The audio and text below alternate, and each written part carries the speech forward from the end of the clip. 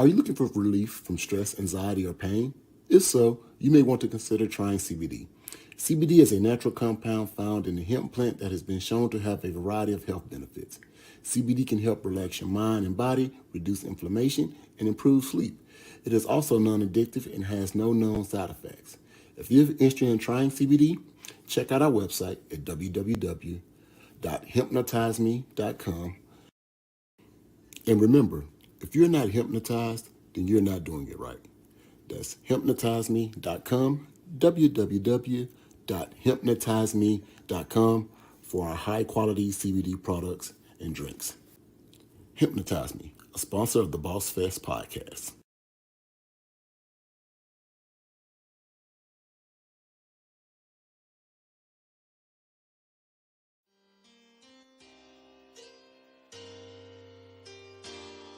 It seemed like everybody want to be a boss these days.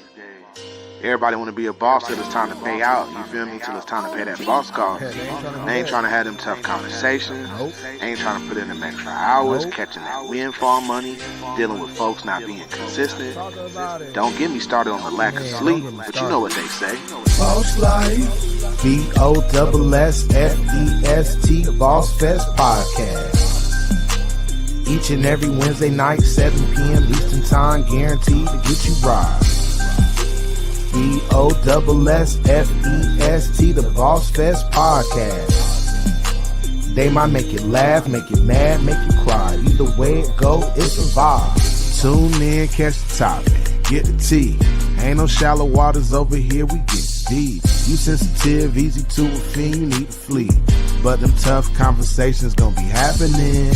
Bossfest podcast, they hold it down. Wednesday, 7 Eastern, man, it's going down. Tell a friend to tell a friend and y'all gather round. Get active in the comments, don't get lost in the crowd. Hey, what's happening? It's your man DJ Bush. I had to show love to Kevin and Edwina, Bossfest Butlers. Y'all know what time it is, the Bossfest podcast. But you already know what we live in. Boss Life, BOSSFEST, the Bossfest podcast. Each and every Wednesday night, 7 p.m. Eastern Time, guaranteed to get you right.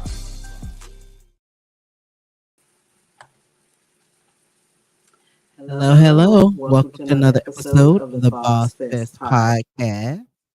I'm Edwina. What's up? Kevin in the building. How y'all doing today? Good thing. We got the names right this episode. If y'all pay attention to us, y'all continually watch the episodes. Last week, Kevin thought he was Edwina, so we got it together today. We're doing our best. So I'm really excited for today's episode.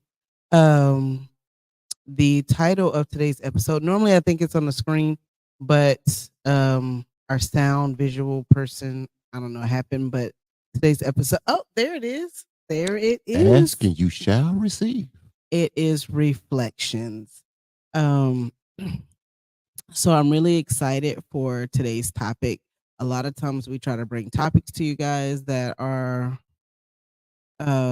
related to business in some way, or I don't know, just business minded. Somehow we get to business. I think reflections kind of encompasses a lot of things, and you can also take that like on a really personal level. So I'm excited for today's topic. What do you think? I'm just ready to see how this conversation goes. I know that we try to put a spin on any type of topic we do, so I'm curious to see how this one will play out. We'll be reflecting on life, or we reflecting on business, or we reflecting on everything. I think we should do it all. We should do it all, especially on a day like today. Like, it is Juneteenth. It is one of those days that as we as a people, I like when I can bring in we as a people. We as a people. We as a people, we have a lot to reflect upon. This is historic for us Americans, us Black Americans that's in this country. So it's very historic time for us. The celebration of the freeing of the slaves. I was waiting for you to bring some fake fact It that wasn't you don't fake. really know It about was real. Juneteenth. It was a Okay. freeing. Listen, No. we So far, already- so we good. already know that the Civil War had ended, and this is when the general stepped down in Galveston, Texas, and said, "Hey, slaves are free." When they walked on those plantations down there in Galveston, Texas, they said these people are free. They are no longer slaves because even after the Civil War had technically had ended, there was still people still we were still living through slavery. So that's what makes Juneteenth so important, and it's a reflection point of us in our history because I think that's when we as a people finally been able to like start to say who we want to become moving forward, not only as a race but in this country and things of that nature. So reflections, let's run it. So I'm glad you said that. I'm gonna throw like, just a little bit of my ignorance out there. Like, I'm gonna be vulnerable right now. Okay. So obviously, a lot of people know we just came back from Africa, South Africa to be exact. And like when we celebrate Juneteenth over here, you always like, man, celebrate it in the motherland. Like it's got to be awesome. And then you don't realize like that's not a holiday for them. Like, why do we ever think like Juneteenth in the motherland will be amazing? Because it has no meaning or value to Africans whatsoever. Yeah, they got their own struggles. They have their Apartheid own. was just as rough. Right, but that's the date that they celebrate, and they have no earthly idea about Juneteenth or like care about it because it's not a holiday for them. But I just felt like, like you think everything that's happening like in your world matters to like a lot of other people, and sometimes your world is very, Limited, small. Yeah. small. I got you.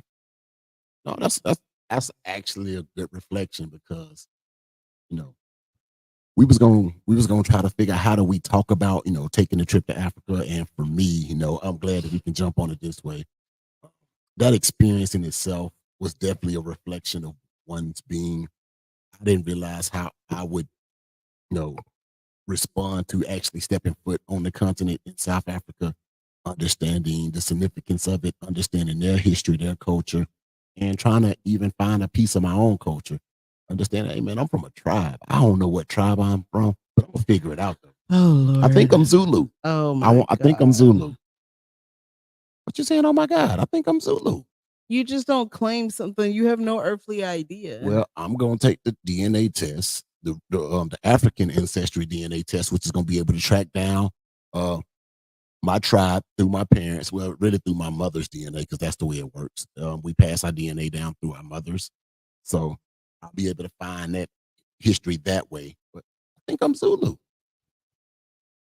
I feel Y'all, Kevin Zulu-ish. learned about a few tribes, like the Petty tribe, the Zulu, and he has decided to just randomly claim some stuff that he has no idea about.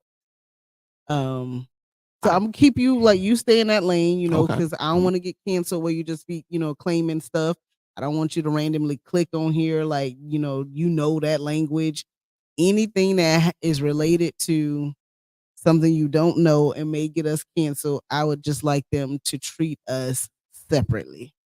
I don't know why I would get canceled trying to figure out my history. I'm trying to reflect Yeah, on but that. you can't try to figure out your history and then just recreate something that you have no idea about. Once I figure out what tribe I'm from, I'm gonna research and study.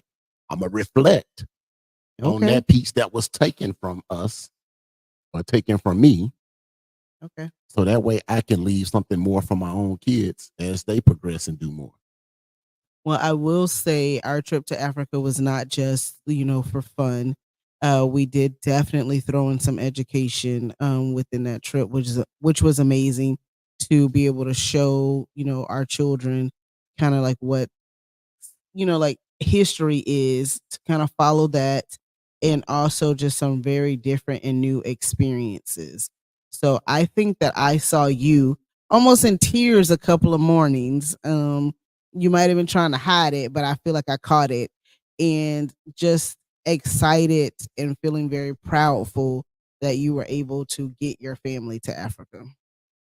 Absolutely. So um just to accomplish that goal, you know, black people in America, we always say, man, we got to get to the motherland, the motherland, the motherland. But how much of a goal is that really for people?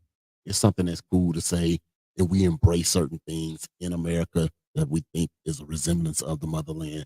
But it's it's a different experience, a different exposure level when you actually touch that soil yourself and you see the people, you see the energy, you understand that, hey man, there might be a connection in somebody that you don't even know that's been taken from you. And you just want to become one with it. So I'm definitely going to figure out those pieces of me and relates to it. If I got to use whatever DNA test and give it to science or whatever I got to figure out. Because before I used to be skeptical about that stuff, but I'm definitely Yeah, going to you're gonna put figure your DNA in the system, huh? right. But I think I found the right one that will destroy the DNA. This is run by a black owned company. So Okay. based off of the reviews and what I hear about them, they are phenomenal, which is why they cost as much as they cost.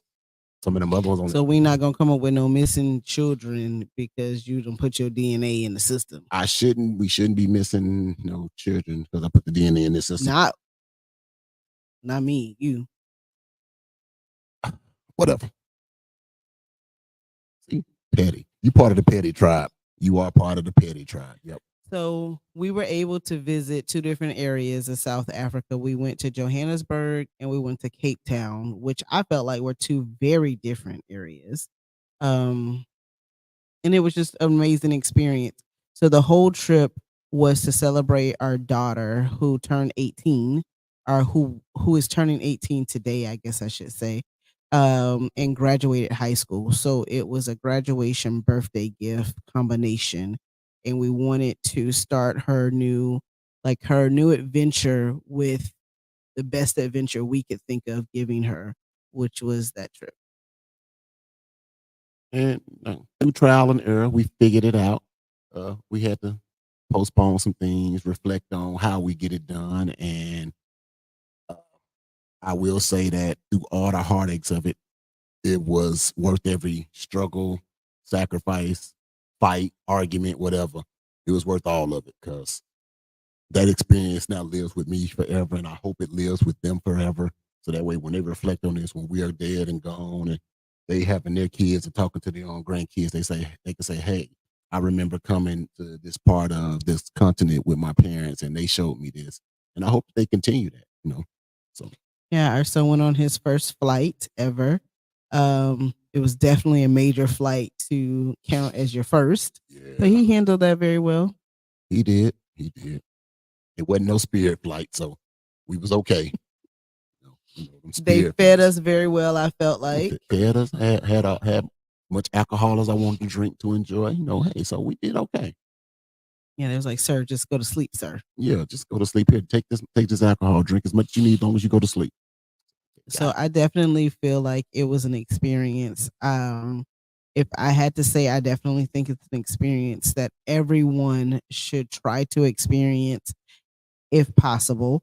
For us, we went to South Africa. We were able to see definitely very different ways people live. Like there are parts of South Africa which are completely just rich and bougie, and you won't believe how amazingly people are living. And then there's also the part where you can't believe how poor people are living. But no matter where we went, people were always happy for what they had, and that was amazing to see. that was amazing. Being appreciative of what you have and not really tripping about what you don't. Hey, I know I don't got this, but I'm gonna be grateful for what I do have, and I'm gonna make the best of it. Like the places that some of these people were living in, like man, like I said, we actually stayed in one of the most upscale areas of Johannesburg, the Sandton area. So if you're thinking about traveling to Africa and doing different things, And hit us up too. We'll give you our travel agent's information too. It was the package she put together for us was amazing. So I just want to throw it out there. and definitely get you a travel agent that can help you out, especially if this is your first time doing something big like this out of the country.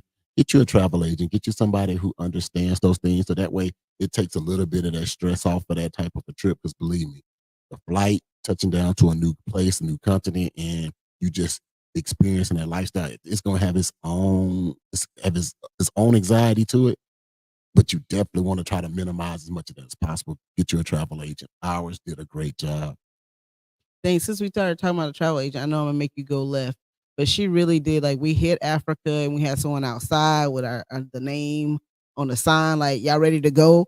And he was like, "Well, let me stop here and show you this." Like they were just people were just so welcoming, and to hear welcome home everywhere we went. Welcome home. And to make sure, like, hey, let me take you to this place. And they were very like, hey, it's different. So carry yourself this way. Let me make sure you're safe here. There were just some differences that as Americans, we take for granted. Like we had to put our phone in a certain place and they had to keep reminding us, like, don't put your phone there. It goes right here. Don't carry your bag like this, carry it like that. So just like I guess doing those things, but making sure the people that our travel agent set us up with and the things that she set for us, like, our the place that we were staying at and those things were very equipped to help us and just to make sure that we were safe and taken care of. Absolutely. So shout out to our travel agent. Yeah, I'm gonna post Shalonda's information in the chat. But again, if you want that information or you're looking for a package, you can always inbox us and I'll make sure you have her information. Absolutely. All in all travel, you did your thing. Appreciate it. All in one travel. All in one travel. I thought it was all in. See, I forgot the one. You forgot the one you did. It was all in one. All in one travel.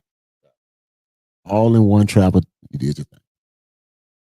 No, we appreciate it. So I know I got you all try. I don't know what you were gonna say. So It don't matter. So we reflecting on stuff. That's a reflection. But people wanted to hear about the trip. I mean, yeah. So you tell them So about the trip. We try to do as many things as possible.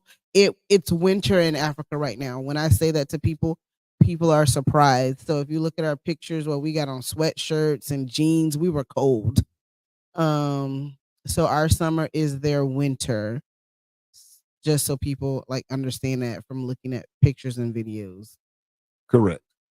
And the time change, that 6-hour time difference, I didn't think it would impact me as much. But when we finally got back home, I said, ooh, okay, I really feel it now. Like it was crazy different.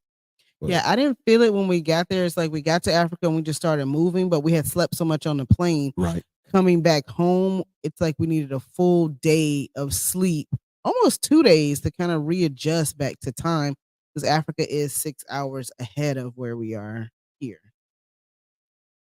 But like right now, just reflecting on that trip, I know that there's so much more for me to accomplish in life. And sometimes it takes things like that to re-energize you and realize, hey man, why am I not pursuing this? Why am I not going after that? It's those little things. And I think sometimes social media is it can be helpful, but it can also be kind of toxic because it almost make you think through social media you've been to these places or you've seen these places or you've been exposed to what you think it is. And you don't gotta still do it yourself. But I feel like if you watch social media, what it depicts of Africans is like the little poor kids on the side of the road not having like food to eat or like, you know what I'm saying? Like 25 cents a day. see, that's the old depiction of Africa. The new depiction of Africa is still the poor kids on the side of the road, but they videotaping themselves with a cell phone. So I'm like, y'all can't really be that poor if you got this cell phone uploading your own content. So we got But they are. But remember, even the guy who took us through a tour of his township, he had a cell phone. that dude had a cell phone. If And y'all catch our personal pictures, y'all look at this dude. We walk through this township, and when you think about towns and township, it's pretty much a township is government land, right? This is the land that the government has allotted for people to live on for free at no cost. Free not all water. of it. So you got to be very careful with that. Certain Parts of the certain township. parts of the township. Let me make sure I get that preference correct. So there's certain parts of the township where it's free land from the government where the people can live there. Free water, but it's really all it is just 4 walls and a roof. There's nothing else. Which could be you still getting that wrong. So there's different levels to a township. Okay.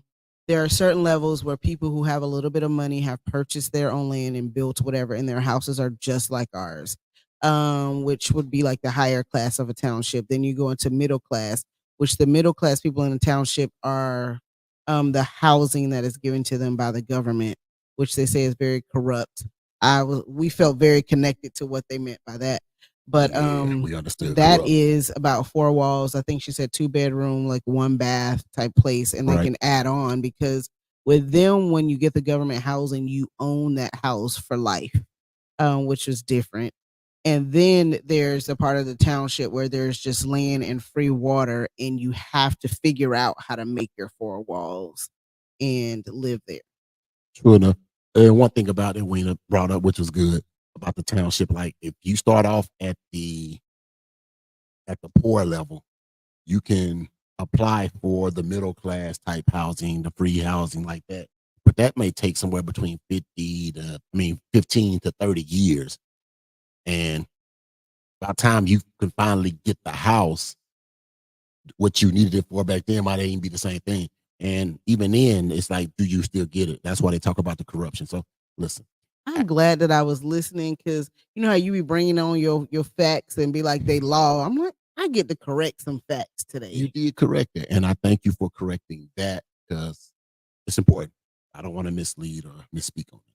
But it was, but the point of it all is that, listen, you don't really know who's really rich or who's really poor. Everybody looked the same to me, damn near. Like there were certain aspects you'd be like, all right, I know that these are more or less the poor people in this area. But Yeah, I was like, there's no way everybody looked the same. I could very clearly tell who had money and who didn't. only when you went to certain areas, you couldn't tell if we was out at the Mall of Africa. You couldn't tell which ones were rich and which ones were poor. No, but I mean that's the same as if you go to our mall. You can't tell if someone's rich or someone's poor. But Right. their malls are massive, which have everything you could think of in there. So much so where they push shopping carts through the mall. The thing that you could tell is when you go to the higher level, which one of the malls called it like the Diamond Walk, which would have like your Gucci or Louis. There were no shopping carts on that level. So you could clearly tell people who were there and who were not. They also have like their grocery stores in the mall.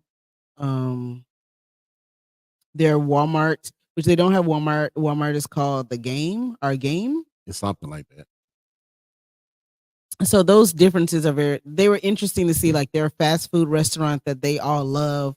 The number one fast food restaurant in Johannesburg was KFC. God dang. And we were like, what? So that part was very different. They love KFC. But as an American, you will not. At all. At all. You won't. My daughter was disappointed because there were no grits. There was maize. Yeah. Which someone told her to eat it with peanut butter. So that was also like not what we don't do. I guess before we move on to like a different topic, the one thing that I will say about Africa is if you ever get a chance to go, the American dollar, the way that it breaks down to rand in Africa, I felt like really made our trip enjoyable.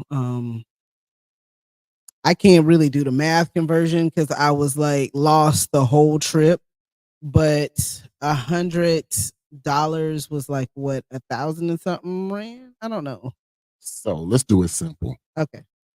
$1 in US money is roughly $20 in African money.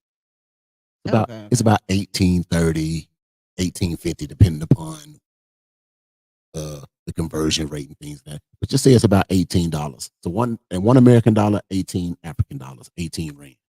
So yeah, if you break down $100 bill, you looking at about $1,830 in rand.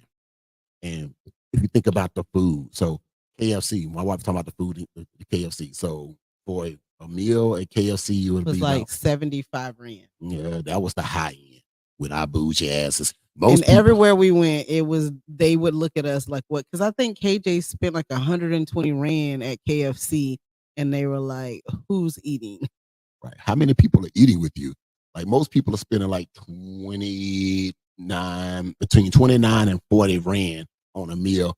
And then I just told you the conversion rate. So it's like $2 in American money, $2.50 American money for a fast food meal. And we come in there with our silly asses. Oh man, we getting meals. We spending 200 rand. You're like, who are you rich people? And in our mind, like, rich, man, we just spent $5 and everybody ate. So that was really exciting. Obviously, that's the play. To say less, I do feel like we ate like, kings over there That's why I without want to. even That's knowing it. when I retire. I'm going to Africa. I'm moving to South I'm not Africa. sold on that. There was like some police corruption where like the police randomly pull you over and require you to pay You them. gonna I didn't reflect like on that, those things. man? You was able to get out of a drunken driving ticket for $1.50. I'm with it. Let me You drink and said drive. you as though like I was able to. No, I'm just You're saying, like, just saying, I'm just for saying. instance. So, right, it's corrupt, but the corruption is it has its good moments and it has its bad moments. I mean, we have corruption here as well. I just don't randomly want to be like driving. It's like, oh, you got to pay me to continue on your route. You didn't have to pay them, but you would have sat there for a couple of hours while they did every test in the world. So fair enough. I just feel like it had its pros and it's had its cons. But for me, one of the things that I think I reflected on a lot while we were in Africa was the reason why we were there, which was to celebrate, Eva's graduation and her turning 18. Um, I have really been reflecting on her making it through that milestone. And for me, thinking back, those 18, 19 years ago, and it being impossible for us to even have kids, and now us be in this moment where we will have an adult.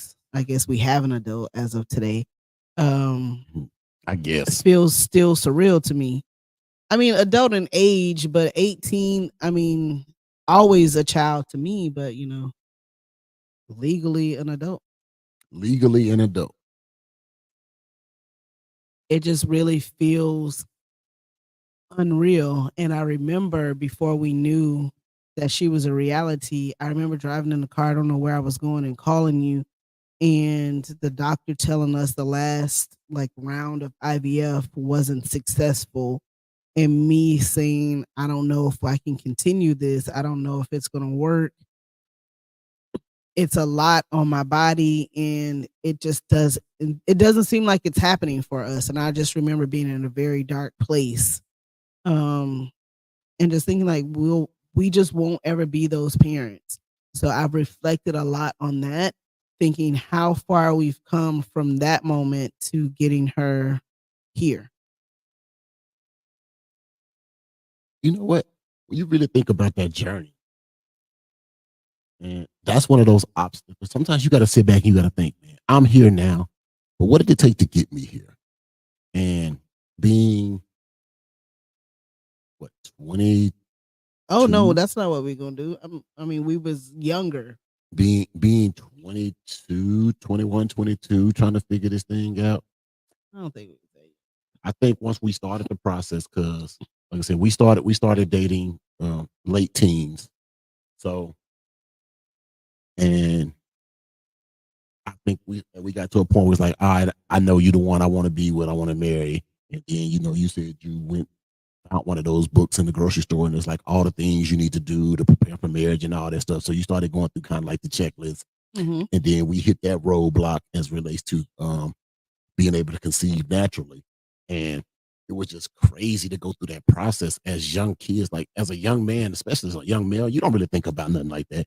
Like, oh man, am I trying to have kids now? No, in my mind, I'm still trying to be young and have fun. But for you, it was a different place for you. It was like, man, I need to know what I can do and not do. And it was almost one of those things where you was like, hey man, I don't want to mess up your life because of this situation or this scenario.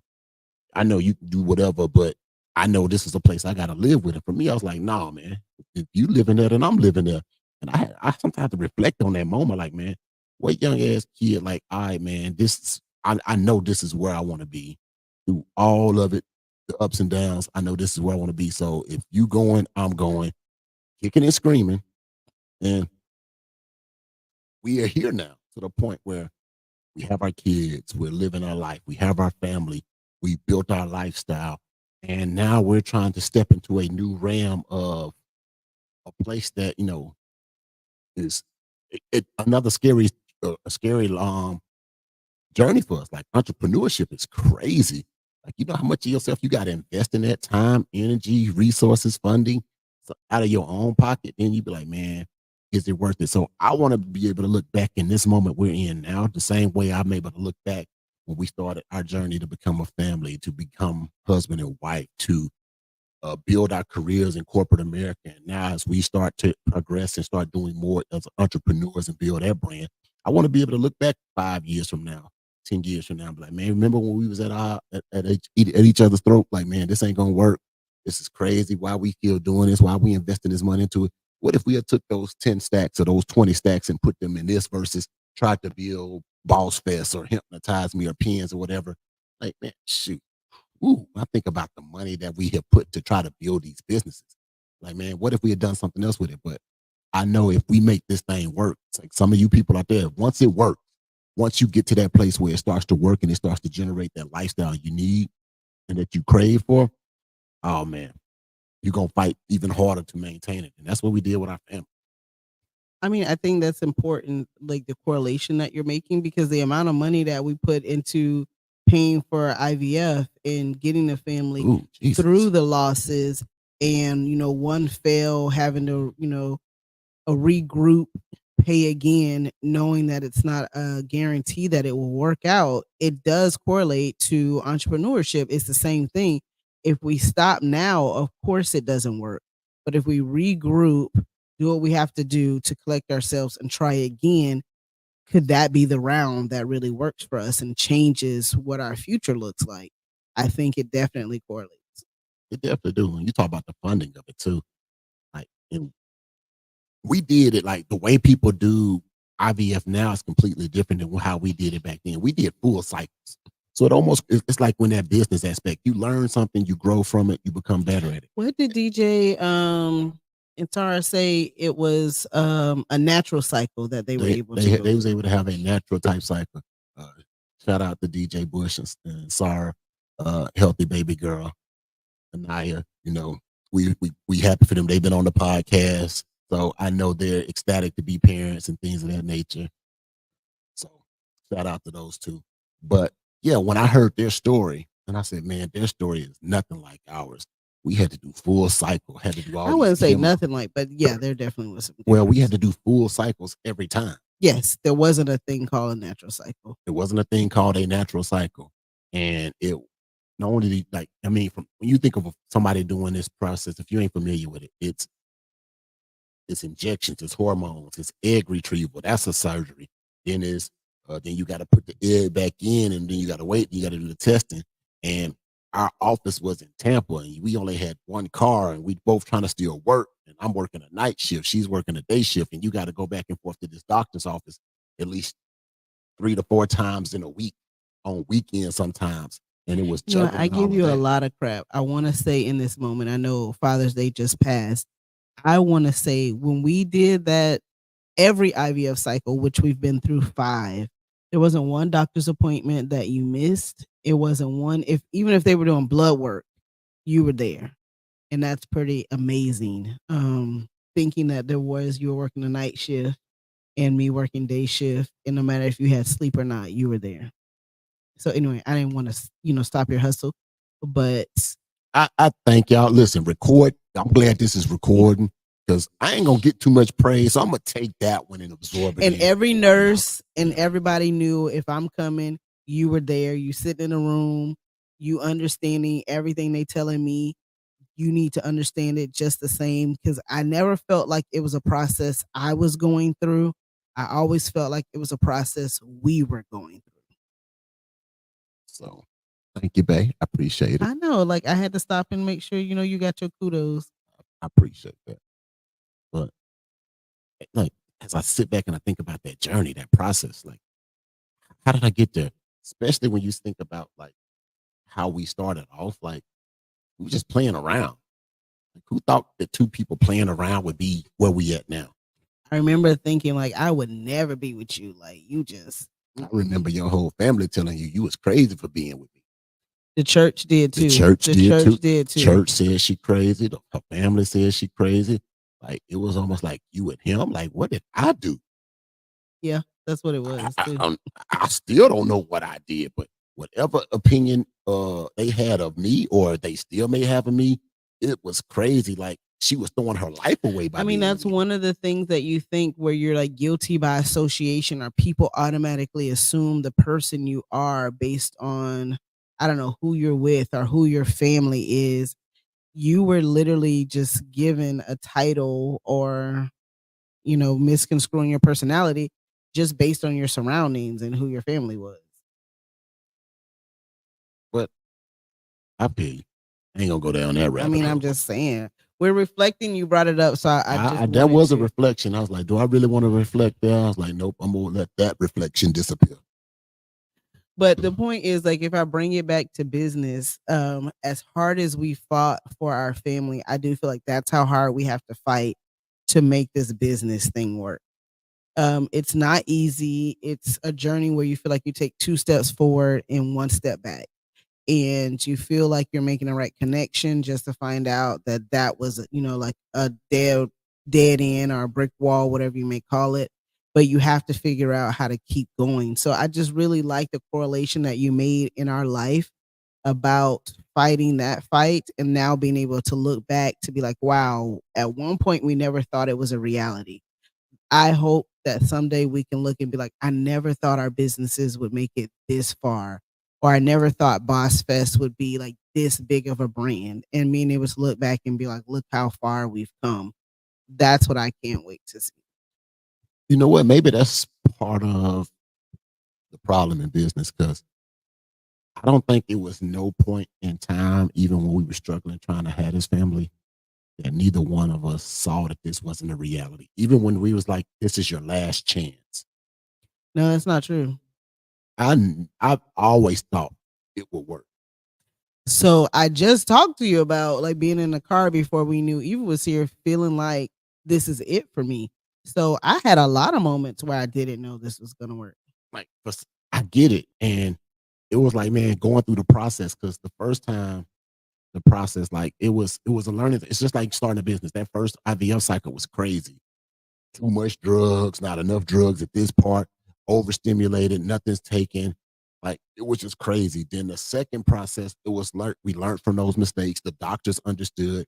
And at that I time started frame, taking more control of my own like health you, and demanding you certain, like just requiring certain things as I learned. right. The first time you don't know. You're just at the mercy of what people say. Right. And even the people that's supposed to be the experts at it in business and life, as a doctor, this is supposed to be the expert. And they got it wrong the first time. And it wasn't because they were doing something wrong. It was because they was doing the same thing they did with every other patient.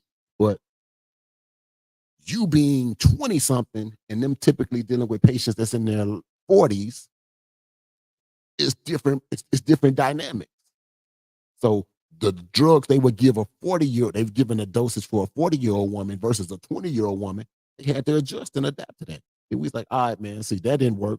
Let's figure this thing out. And right, it became education, and I went through it once. Let me see how I did this. It said I was overstimulated. I took too many drugs. What is this person over here doing? Now you got a baseline. You got a foundation of, all right, I know how this process now works. How do we make it better? Same thing with business. Once you build that foundation, you get your business off the ground, you start doing something, you generate a little bit of money. It's like, all right, I know I got my foundation now. Now, how do I reflect on what things I did wrong or the opportunities, and now improve upon that? A lot of us don't do the reflecting part of that. We just assume like, it wasn't meant for us to have it. It didn't work the right way. Well, maybe it wasn't meant to work for you the way it worked for somebody else over there. They had a different foundation than you. So figure it out. Take a second to reflect on it and approach it from a different angle. I guess we all appreciate your business tip of the day. Reflect and take it from a different angle. Yeah, babe, what you got? 'Cause I I was can't just have sitting here thinking while you were talking though, I was watching, TikTok, because that's your that's news. yep, that's where I get my info. That's your But I was news. watching Keith Lee, and he was doing reflections on where he started, and like just showing like his progression. Who is Keith Lee? What do you mean, the food critic? Okay, maybe everybody don't know who he Oh, okay, is. okay. I thought you were saying it like, I'm like, I know you know who he is. Okay.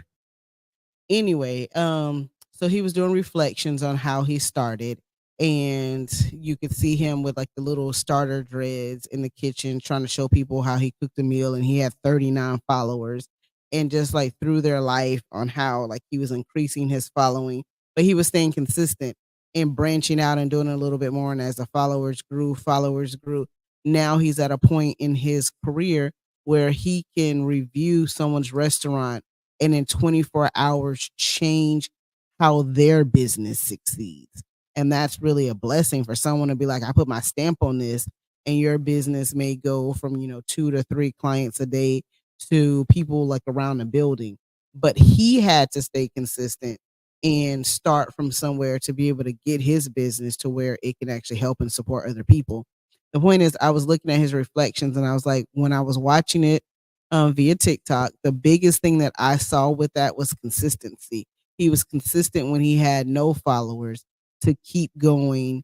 And now he's able to reflect to say, man, like God really does bless you.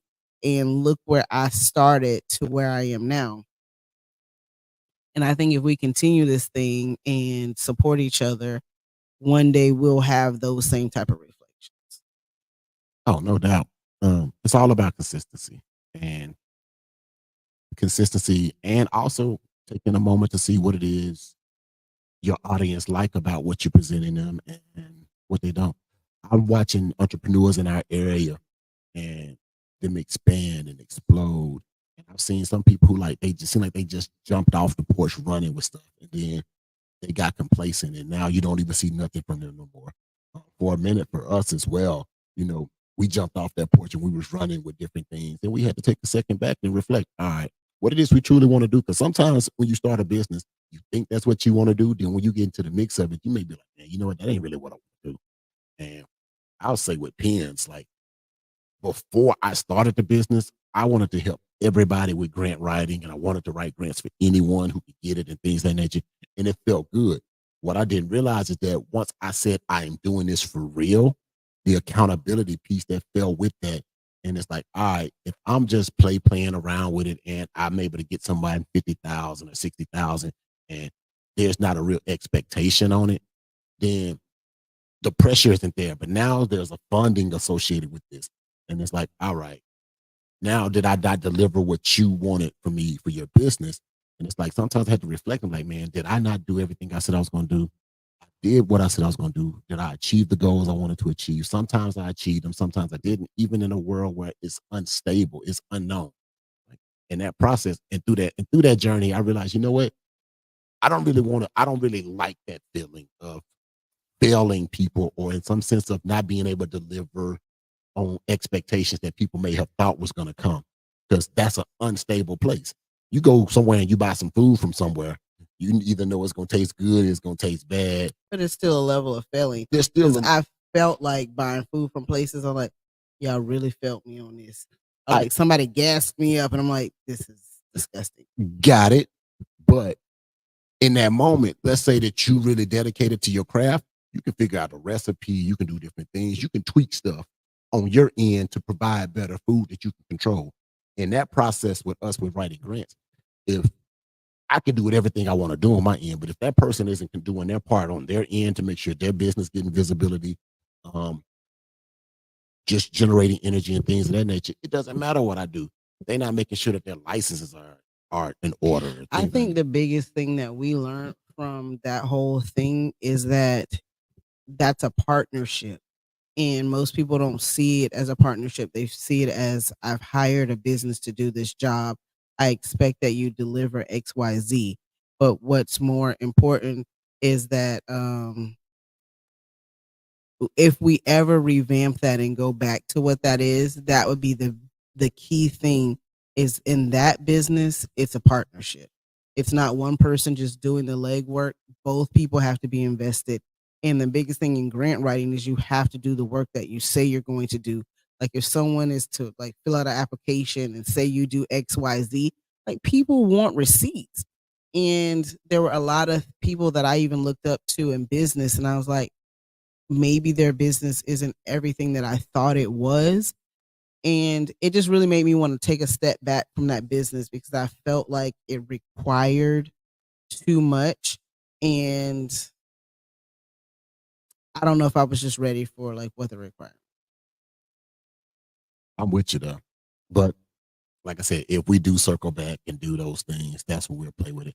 There are still certain entities out there I interact with, I provide knowledge and information to, and things of that nature. But for me, it's almost went back to where I originally was doing this stuff as more or less a hobby versus let's say trying to create it as a business. 'Cause I like helping people, but I realized that everybody isn't moving the same way, and even myself, I'm not moving the same way like I used to anymore. 'Cause I'm trying to build my own business now, which is why you see Bossfest jumping off the way it do, the podcast trying to pop off and do what it do. Like when we started this process, where we are now wasn't supposed to be this. This platform we're using now, Bossfest, was only supposed to be to promote something else. The podcast was supposed to be to promote something else. Yeah, Other the than podcast is supposed to be to promote the event. the event. And through this journey, we've been able to discover different things about ourselves, get different education, speak with different people, um, and grow our own understanding while we still expand upon Boss Fest. It was just a simple room that we had over here in Winter Haven at the Armory. Now we expanded into a hotel where there's content, where there's teaching, there's engagement, there's a level of expectation now that people like, all right, man, I know if I walk in a room at Boss Fest, I know I'm getting this. And it's like, how do we match that? Not only do how we match that, how do we exceed that?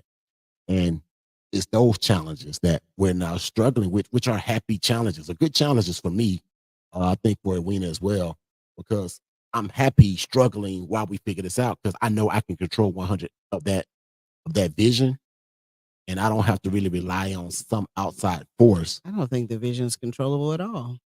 Why is that? I mean, because like from what I see in each event, there's always a non-controllables that change what I imagine it to be to what it actually turns out to be. Explain. So even with the last event that was postponed, I had a complete vision. We started out with one vision where we wanted to have like photo booths where people can get content made in real time at the event while listening to speakers, and we have an actual hands-on teacher at that event. The more we started getting into it, we had to change that from content happening in real time to going back to kind of like the content room where people can take their own photos and do that. Then it became something that completely transpired, no fault to our own, but the venue just making things really hard. So it completely changed everything that I thought it was going to be to where we even had to postpone the event. I get that. And the control of the venue, that's nothing. Like I said, I give you that. So Right, but with everything that you do, there's always the controllables. Like the black market, let's say.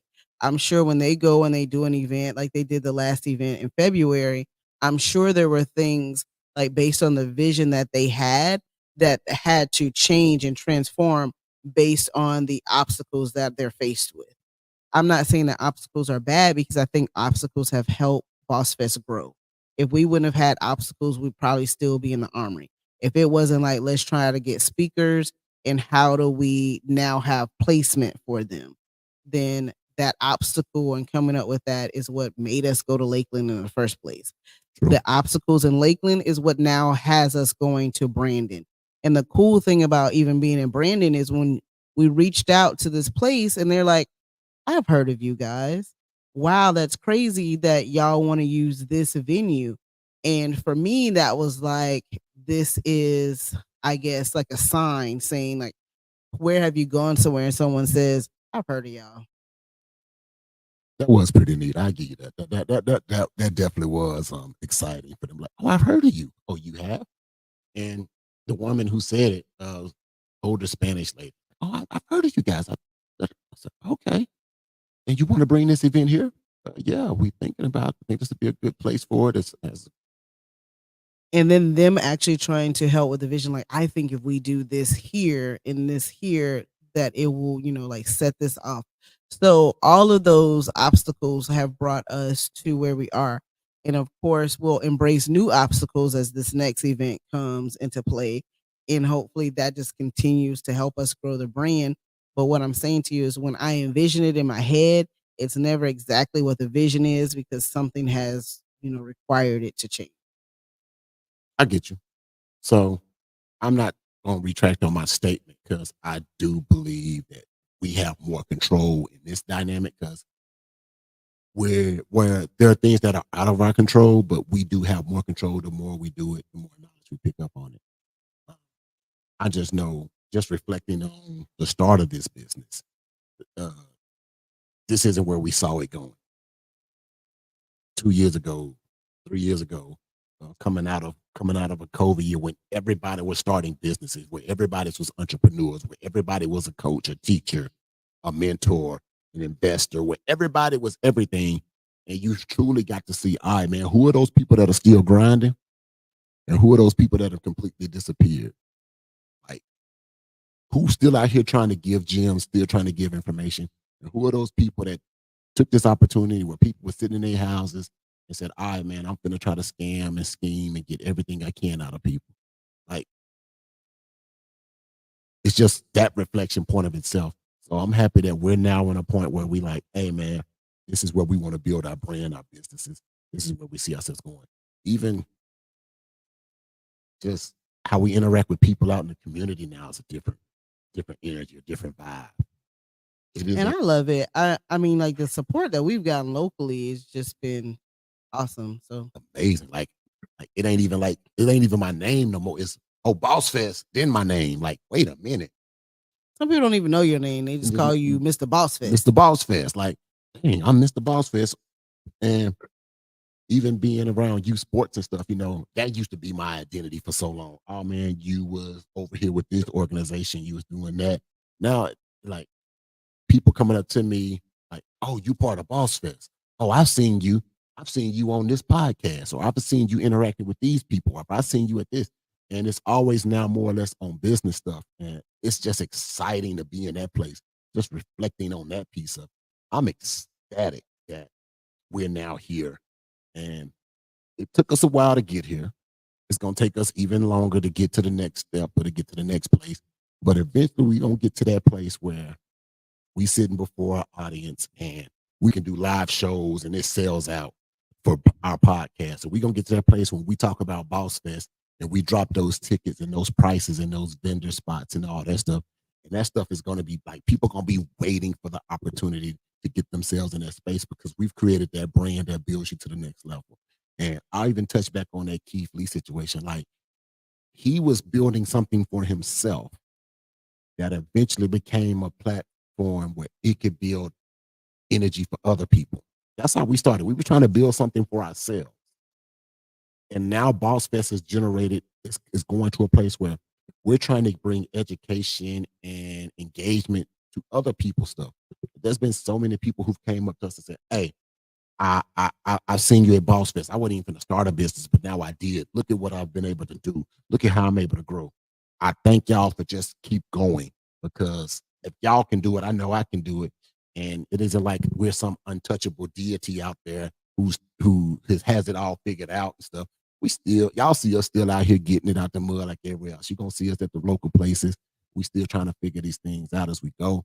And just for another normal person to say, man, thank you for being inspiration in this moment that I needed it. It's huge. Reflecting on that.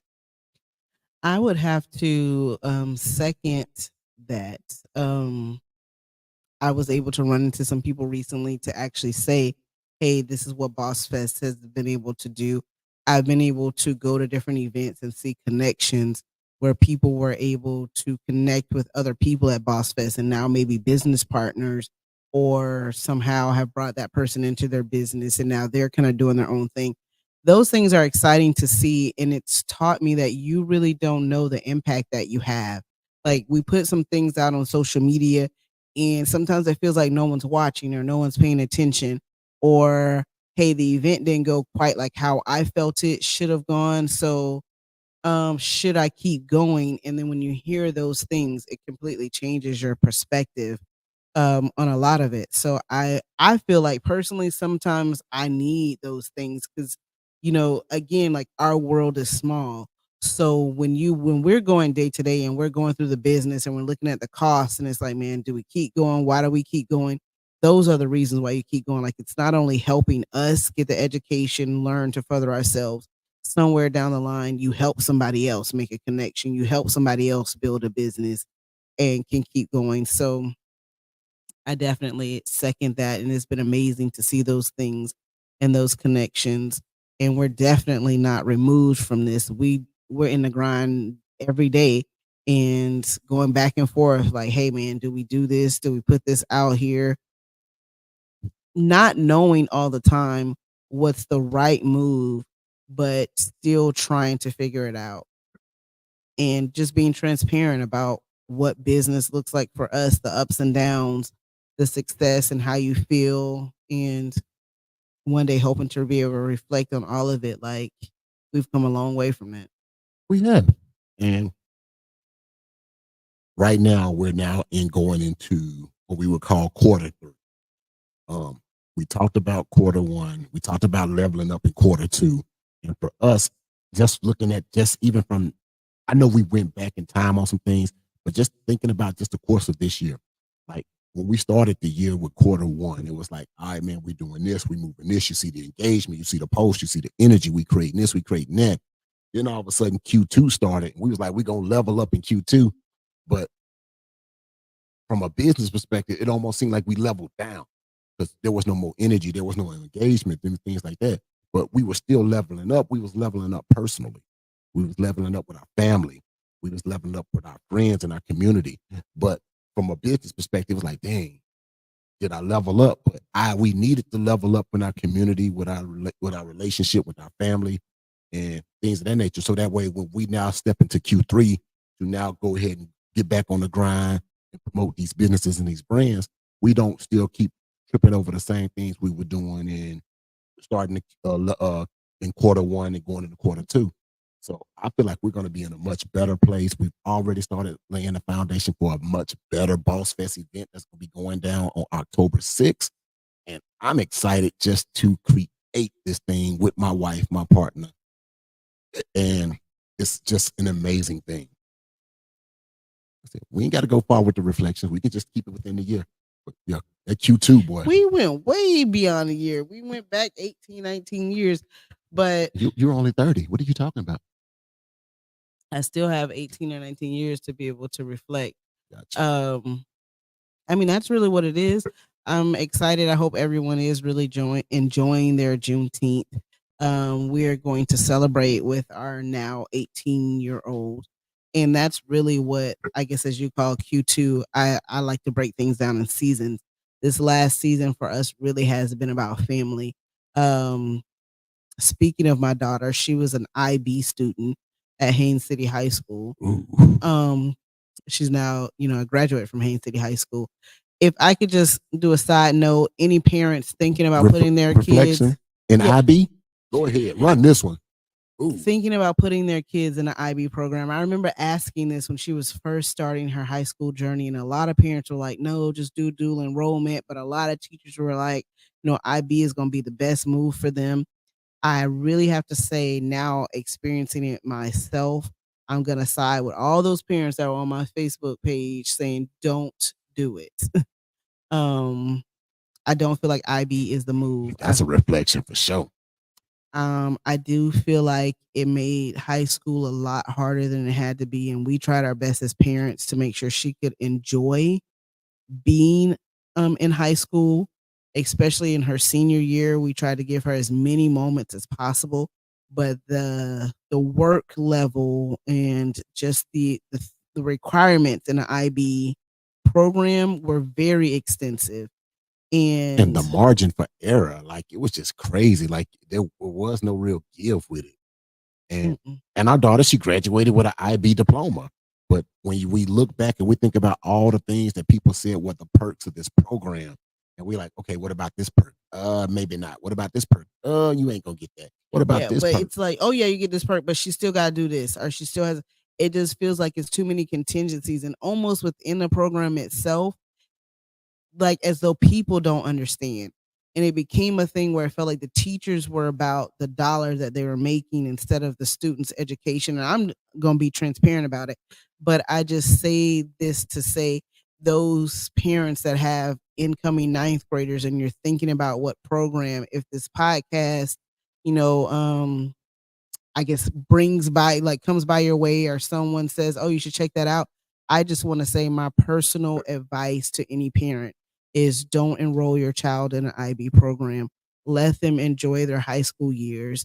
Do dual enrollment. There's so many other ways to figure out how you could get free education, or college for free. I don't feel like IB is the move. But in saying that, I'll go back to what my original statement was. This season for us was to make sure she had as much support and as much enjoyment as possible. So it kind of like when prom season was kind of like approaching, I think that's kind of when we went ghost. It was to make sure she had the best prom that she could have. Prom season went right into graduation. It was buying her car for graduation, planning a party, and then of course ending that with our trip to Africa. Trip to Africa. So yeah. and sometimes Ooh. in business, you definitely have to prioritize things. So we didn't intend to like completely go off the radar, and we are back. But I say that to say sometimes you do have to put some things in front of the others. And this season for us was about family and making sure the moments that she doesn't ever get to redo, she enjoyed to the fullest. And I'd have to say, Dad, I think we accomplished that, at least to the best of our abilities. And we hope in August, as we send her off to college, we've put her on the best path possible to be successful. Second that. So I mean, there may be like a week or two in when she gets dropped off that I may be like in the bed sobbing, but we'll get back to this business thing and get it going. I feel like you finna be harassing our daughter. Like you finna try to be at every dang event you can. I already got some of the old alumni who trying to link me up to stuff. Like, hey man, we do this event, we do that event, we do what? Right, but I don't want to be like the overbearing parent. I don't even know if she gonna see us there. Okay, well maybe she won't. But the point is, it's a Unless she different go to the football phase, game. not only in her life but in our life. So we'll have one kid still in the household while she's off at college, and to us it'll just be a different feeling. So I just say that to say, as we're reflecting on things, I wanted to reflect on the high school experience and then what we have upcoming. But Boss Fest is on the books. So October 6th, we are in the building. Y'all will start seeing the promotions come out, and we're back from Africa. So we're back on this thing. Bossfest Africa. Anyway, that's all I got on reflections, and hopefully, we helped explain our trip and kind of reflected on some things, both personal and business. So thank y'all again for tuning in to another edition of the Boss Fest podcast. I'm Kevin with my wife, the lovely Edwina, and we'll catch y'all next Wednesday. Enjoy the rest of your Juneteenth. Peace. Peace.